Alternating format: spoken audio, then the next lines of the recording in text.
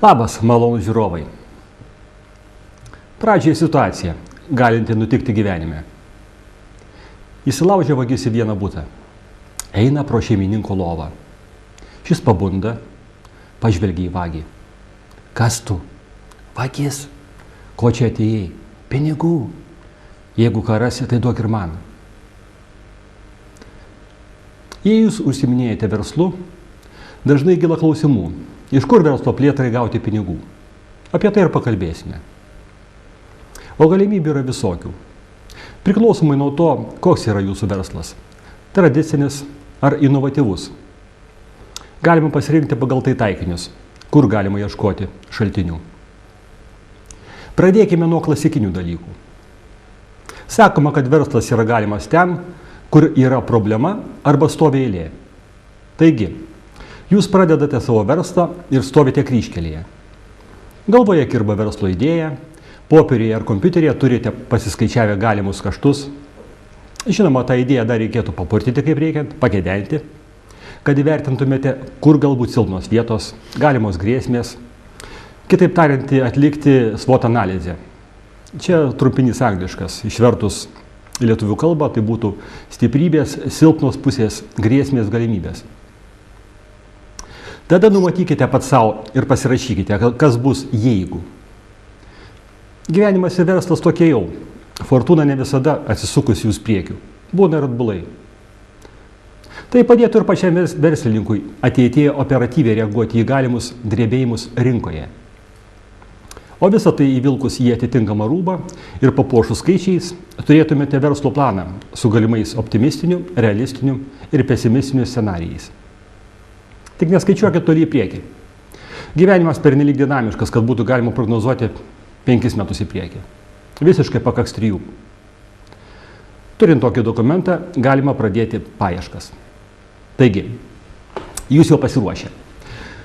Pradžioje galime išmėginti taip vadinamas 3F galimybės. Netradinėsiu Amerikų. Yra tokia taisyklė, kuri angliškai šifruojama Friend, Family, Fool. Lietuviškai atitikmenys būtų draugas, šeima, kvailys. Žinoma, draugai tam ir yra, kad padėtų. Šeima, artimieji taip pat. Trečioji grupė irgi kartais suveikia. Galima rasti optimistų, kurie investuos į jūsų verslą. Beje, jie ne visad pralošia. Yra žmonių turinčių gerą uoslę ir sugebančių uždirbti, parėmę teisingą verslo idėją.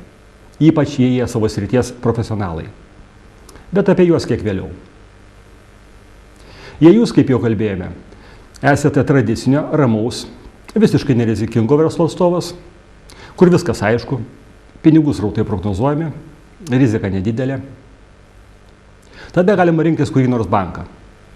Nors kita vertus juokai sakoma, kad bankas panašus į vaikiną, kuris noriai dalina skėčius, kai giedra, ir puola juos atiminėti, kai tik pradeda lyti. Žinoma, bankas irgi siekia pelno ir turi savas taisyklės. Bet to reikalauja užstato. Kas neturi pakankamai užstato, gali kreiptis į viešą įstaigą Invega, kuri yra įkurta prie Lietuvos Respublikos ūkio ministerijos. Ji gali garantuoti bankui už dalį jūsų paskolos. Iki 80%, be to dengti dalį palūkanų. Tai nėra vienintelis tos institucijos teikiamos paslaugos. Kokias dar galimybės sudaro minėtoji įstaiga ir su kokiais bankais bei kredito unijomis dirba, lengvai galėsite rasti internete adresu www.invega.lt. Apie tai, ką tik aptarėme, daugiau neišsiplėsiu. Situacija daugeliu turbūt patirta ir iki skausmo pažįstama. O kas į jūsų verslo idėja ar projektas toks, kuris sėkmės atveju būtų aukso puodas, nesėkmės pinigai į balą. Kalba apie inovatyvų verslą. Vadinasi rizikingą. Šiuo atveju bankai tikrai nepadės. Jie nėra sutverti tam, kad rizikuotų nesavais pinigais, nes pinigai, kuriais jie operuoja, daugeliu atveju mūsų su jumis santaupos. Norėčiau pakalbėti apie tai, kas Lietuvoje dar tik leidžia pirmosius daigus, o pasaulyje jau seniai jokia naujiena ir veikia daugelį metų. Tai yra du galima vadinti reiškiniai – verslo angelai ir rizikos kapitalistai. Pradžioje apie verslo angelus. Pasaulinėje praktikoje tai yra žmonės, sėkmingai sukūrė, išplėtoja ir galbūt pardavė verslą. Arba vyresnio amžiaus verslininkai pasitraukė iš aktyvios veiklos, bet dar turi parako kažką nuveikti. Ir noro svarbiausia. Situacija paprasta. Jie deda dalį savo pinigų į perspektyvų jų nuomonę verslą. Jūs, jei jau bendradarbiaujate su jais, jau tai įrodėte. Ne visus, pabrėžiu dalį. Turite dėti ir jūs. Ne todėl, kad angelams trūktų pinigų, tiesiog yra pavojus, kad jūs neįdėję savų galite nepakankamai stengtis. Žinote, svetimai žaisti daug gudrių atsirastų.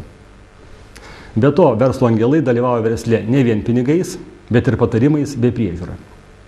Atlikus tyrimus užsienyje paaiškėjo, kad čia ir yra didžiausia vertybė. Ne pinigai. Teisingai juos įdarbinti nėra taip paprasta. Lietuvoje yra įsikūręs verslo angelų tinklas. Apie juos informacija tinklapyje www.businessangels.lt. Mano galva, jie ne visai atitinka klasikinį verslo angelų apibrėžimą. Man jie panašesni į rizikos kapitalistus. Apie juos šiek tiek vėliau. Yra dar vienas įdomus dalykas. Kad verslo angelų veikla suaktyvėtų, yra įkurtas verslo angelų fondas. Jie pasivadino taip, verslo angelų fondas 1. Vadinasi, bus ir 2. Tai va, šito pirmo fondo tikslas – investuoti į perspektyves ir į eksportą orientuotas Lietuvos bendrovės. Daugiau apie jį galima rasti internete, puslapyje, adresas www.versloangelai.eu. Fondas investuoja tik kartu su verslo angelu. Pavyzdžiui, galima tokia schema. Jūs investuojate pusę pinigų, kitą dalį per pus investuoja minėtas fondas kartu su verslo angelu. Fondas verslo angelą apibrėžia taip. Tai bendrovė arba privatus asmuo pasirengęs investuoti į pasirinktą bendrovę dalį savo kapitalo ir su šios bendrovės vadovais dalintis asmeninė verslo patirtimi. Fondas ir verslo angelas dalyvaus verslo vystyme kartu su kitais bendrovės akcininkais.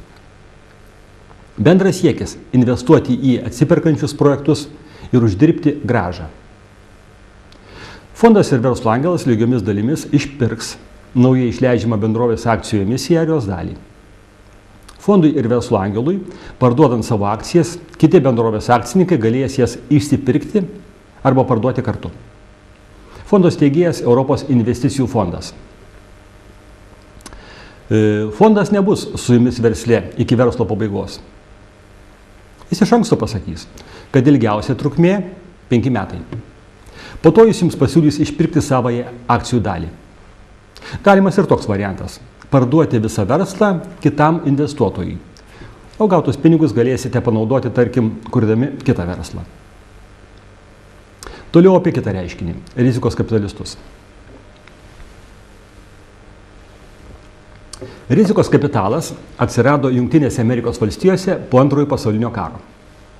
Pagrindinė jų atsiradimo priežastis – investuotojų noras uždirbti didesnę nei vidutinę investicijų grąžą. Statistiškai įrodyta, kad įmonės vertė sparčiausiai kyla per pirmus jos veiklos metus. Rizikos kapitalistai – tai rizikos kapitalo fondo įkūrėjai ir valdytojai. Angliškai Managing General Partners, kurie dažnai investuoja savo lėšas į rizikingus projektus. Tai žmonės buvę antrepreneriai ir dirbantis finansų sferoje. Rizikos kapitalistai investuoja ne tik savo lėšas, tačiau pritraukia jas iš kitų investuotojų, sukurdami rizikos kapitalo fondą. Čia surinkamos minėtos lėšos iš fizinių ir juridinių investuotojų skirtos alternatyvioms investicijoms. Fondo investuotojai dažnai vadinami ribotos atsakomybės partneriais, angliškai limited partners, arba tiesiog partneriais. Dažniausiai partneriai lėšas į fondą perveda ne iš karto, o pasirašo susitarimą įsipareigojimą. Capital commitment – pervesti lėšas pagal pareikalavimą. Kai fondo valdytojai randa tinkamą investiciją ir nori investuoti lėšas, jie pareikalauja lėšų iš savo partnerių, taip vadinamas capital call. Reikalaujama suma dažniausiai būna proporcinga kiekvieno partnerio bendriems įsipareigojimams fonde. Investavimo schema paprasta. Rizikos kapitalo fondas išperka dalį naujai išleidžiamos plėstis norinčios įmonės akcijų emisijos. Gautos lėšos patenka į įmonę ir gali būti naudojamos patiems įvairiausiams tikslams. Tai ilgalaikės investicijos į įrangą, akcijų paketų išpirkimai iš smulkių akcininkų, įvairios restruktūrizacijos, trumpalaikiai priekybinių projektų finansavimai ir taip toliau. Projektui, kurio trukmė gali būti nuo kelių mėnesių iki kelių metų pasibaigus, rizikos kapitalo fondui priklausančias akcijas jau brangiau išperka seni įmonės akcininkai. Jei visi akcininkai susitarė, įmonė gali būti parduota visa iš karto strateginiam ar kitų tikslų turinčiam finansiniam investuotojui. Pasaulyje rizikos kapitalo investicijos prasideda nuo 1 milijono JAV. Tačiau Lietuvoje investuojamos sumos gali būti daug mažesnės ir prasidėti nuo kelių šimtų tūkstančių litų. Nors rizikos kapitalo reikalaujama investicinė grąža yra gana didelė ir svyruoja nuo 20 iki 30% metinių palūkanų, didelis pranašumas yra tai, kad finansiniai investuotojai paprastai nesikiša įmonės veiklą. Tai natūralu, nes finansų specialistas negali išmanyti visų programavimo ar daržovių auginimo subtilybių. Dėl šios priežasties finansiniai investuotojai, kokiais yra rizikos kapitalo fondai, tik investuoja lėšas ir pasyviai stebi jų panaudojimą. Strateginės įmonės vystymo problemas sprendžia pagrindiniai jos savininkai. Dabar šiek tiek apie reikalavimą investicijų grąžą. Kadangi rizikos kapitalistai gauna pelną tik esant sėkmingoms investicijoms, jie labai atsakingai ir kruopščiai atsirenka perspektyviausias kompanijas, kurios gali tapti hitais, muzikinis terminas. Atrankos procesas dažnai būna labai griežtas. Didieji fondai atsirenka tik 1-2 projektus iš 100 galimų gautų pasiūlymų. Tačiau net ir pats atsakingiausias kompanijų atrinkimas dar nereiškia, kad visos jos bus sėkmingos. Atvirkščiai. Rizikos kapitalistai dažnai mini tokius skaičius. 3 kompanijos iš 10 žlugs, 5 taip ir netaps hitais, tokios sausau.